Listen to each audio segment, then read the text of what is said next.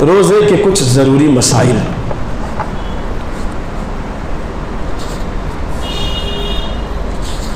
آپ حضرات کے ذہن میں اگر روزے کے حوالے سے کوئی سوال ہو تو فوراً سوال کریں۔ ایک روایت اکثر جو روزوں کے حوالے سے بیان کی جاتی ہے وہ یہ ہے کہ امام حاکم نے کعب بن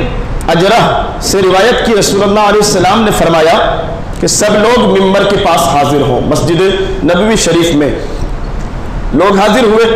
اب حضور علیہ السلام لوگوں سے خطاب کرنے کے لیے، اس واقعے کو اکثر آپ نے مقررین کی زبان سے سنا ہوگا، ممبر شریف پر چڑھنے لگے۔ پہلی سیڑھی پر قدم رکھا، حضور نے فرمایا آمین، دوسری پر چڑھا پھر آمین فرمایا، جب تیسری پر تشریف لائے تو پھر آمین فرمایا۔ تو لوگوں نے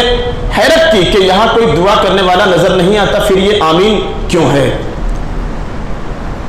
تو سوال کیا گیا، حضور سے فرمایا کہ جبرائیل علیہ السلام ابھی مسجد نبوی میں حاضر تھے اور وہ دعا کر رہے تھے کہ وہ شخص اللہ کی رحمت سے دور ہو، اللہ کی رحمت سے دور ہو جس نے رمضان کا مہینہ پایا اور اپنی مغفرت نہیں کروائی، یعنی روزے رکھ کر رمضان کی قدر کر کے اپنی مغفرت نہ کرا سکا۔ جبرائیل دعا کر رہے ہیں، حضور آمین فرماتے ہیں۔ پھر دوسری سیڑھی پر جب حضور نے قدم رکھا تو جبرائیل دعا کر رہے تھے وہ شخص اللہ کی رحمت سے دور ہو، جنت سے دور ہو، جس کے سامنے حضور کا ذکر ہو اور وہ حضور پر درود نہ پڑھے۔ آقا علیہ السلام نے آمین فرمایا، اور جب تیسرے درجے پر حضور چڑھے تو جبرائیل دعا کر رہے تھے کہ وہ شخص اللہ کی رحمت سے دور ہو جائے جس کے ماں باپ یا دونوں میں سے کوئی ایک کو بڑھاپا آئے اور یہ شخص ان کی خدمت کر کے جنت نہ حاصل کر لے۔ حضور نے آمین فرمایا۔ تو آپ سوچیں کہ حضرت جبرائیل کی دعا اور جبرائیل کی دعا پر آمین مصطفیٰ، تین چیزیں رمضان کا مہینہ مغفرت کے لیے ہے۔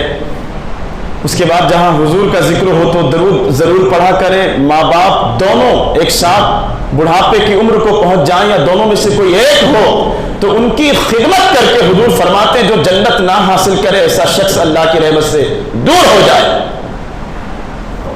تو اے جنت کے متلاشیوں، جنت چاہتے ہو، جنت تلاش کرنا چاہتے ہو، جنت پانا چاہتے ہو، الجنت تحت اقدام الامہات، جنت اللہ نے تمہاری ماؤں کے قدموں کے نیچے رکھی ہے۔ ماں کو راضی کرو، اللہ جنت عطا فرمائے گا۔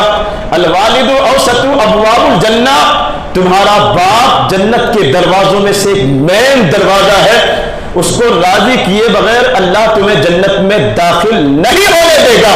چاہے کتنی ہی عبادتیں تم اپنے ساتھ لے کر چلے جاؤ، چاہے کتنی ہی عبادتیں۔ ماں باپ کو اگر ستایا ہے، گالیاں دی ہے، اچھا سلوک ان کے ساتھ نہیں کیا ہے تو پھر کوئی عبادت اللہ قبول نہیں فرمائے گا۔ لہٰذا اگر زندے ہوں معافی مانگے، انتقال کر گئے ہوں تو ان کی مغفرت کے لیے ایصال ثواب کرتے رہیں تاکہ اس عمل کی برکت سے اللہ تبارک و تعالیٰ تمہیں معاف فرما دے۔ اب روزوں کے حوالے سے کوئی ضروری سوال آپ کے ذہن میں ہے ضرور پوچھیے، جلدی پوچھیے۔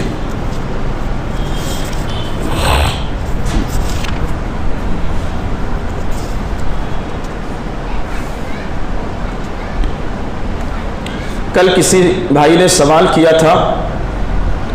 آنکھ، ناک، کان میں دوائی ڈالنے کے حوالے سے۔ جواب پھر سے سنیں آپ حضرات۔ ناک میں دوائی ڈالنے سے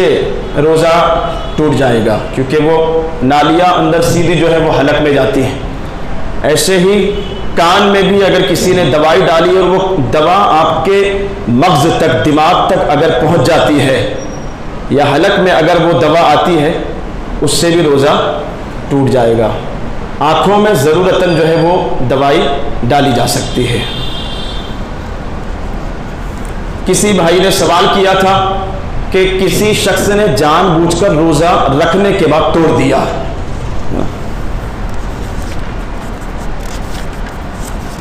جان بوجھ کر کسی شخص نے روزہ توڑ دیا، معلوم ہے کہ روزے سے ہوں، اس کے بعد بھی کوئی ایسا عمل جس سے روزہ ٹوٹ جاتا ہے، بیوی کے ساتھ ہم بستری وغیرہ،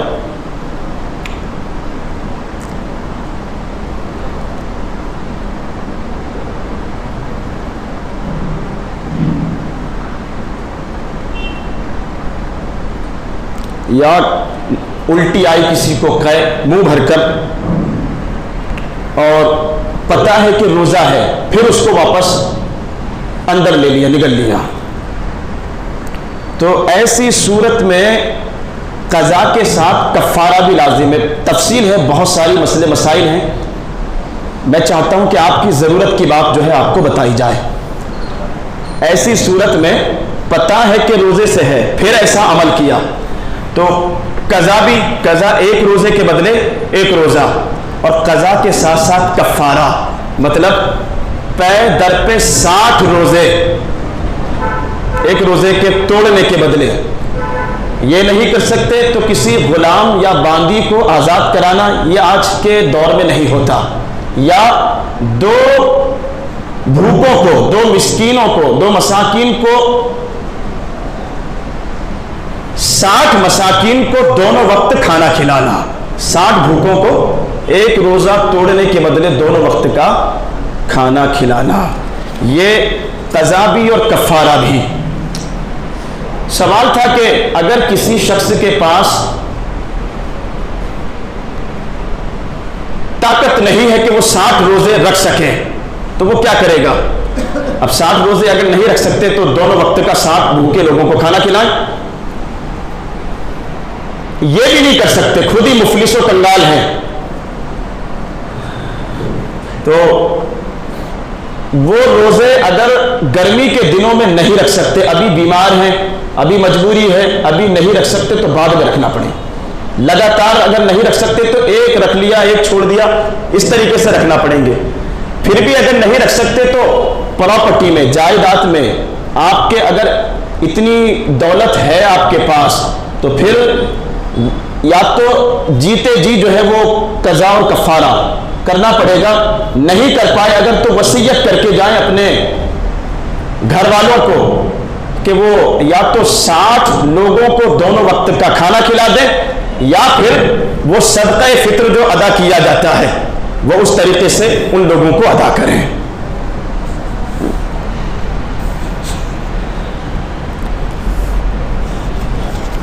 اور جان بوجھ کر کوئی شخص روزے رکھ ہی نہیں رہا، یعنی جان بوجھ کر کہ بیمار پڑ جاؤں گا یا کمزور ہو جاؤں گا، تو یہ سخت گناہ کبیرہ،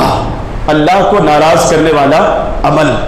اپنی مرضی سے صرف کسی نے سوچ لیا کہ میں روزہ رکھ لوں گا تو بیمار پڑ جاؤں گا یا بیماری دیر سے اچھی ہوگی، تو یہ عذر جو ہے نہیں کام آئے گا۔ ایسے شخص پر لازم ہے کہ وہ سچی توبہ کرے، اور سچی توبہ کرنے کے بعد وہ روزے رکھنا شروع کرے، اور جتنے روزے قضا ہو گئے ہیں ان روزوں کو ایک روزے کے بدلے میں ایک ہی روزہ رکھنا پڑے گا، روزوں کی قضا اس طریقے سے ادا ہوگی۔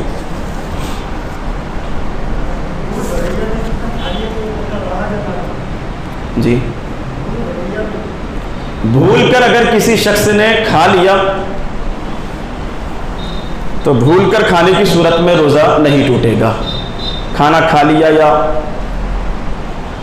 جمع وغیرہ کیا اس صورت میں روزہ نہیں ٹوٹے گا، لیکن ہاں جیسے ہی یاد آ گیا کہ میں روزے سے ہوں، یعنی کہ یہ ہے کہ آپ روزہ دار گھر پر نہیں، سفر میں ہے، اچانک کہیں گاڑی رکی یا گاڑی روکی آپ نے اور دل میں آیا کہ چلو چائے پی لیتے ہیں، پانی پی لیتے ہیں، خیال نہیں رہا، گھر پر رہیں گے تو پتہ رہے گا کہ روزہ ہے، باہر ایسا ہو سکتا ہے، پاسبل ہے کہ اچانک ہوٹل پر رکے، چائے ہاتھ میں لی اور جیسے ہی آپ کو خیال آیا کہ میں روزے سے ہوں تو جو حلق میں ہے نا اس کو بھی باہر پھینک دیں، وہ اگر نکل لیا تو روزہ چلا جائے گا۔ اور پھر جان بوجھ کر پتہ جیسے ہی ہوا آپ کو کہ میرا روزہ ہے اور ایک گھونٹ پانی یا چائے بھی اگر پی لی تو پھر قضا بھی ہوگی اور کفارہ بھی پھر واجب ہو جائے گا، دونوں چیزیں آ جائیں گی۔ پتہ نہیں تھا، پی لیا، کھا لیا کھانا، اس صورت میں روزہ نہیں ٹوٹے گا۔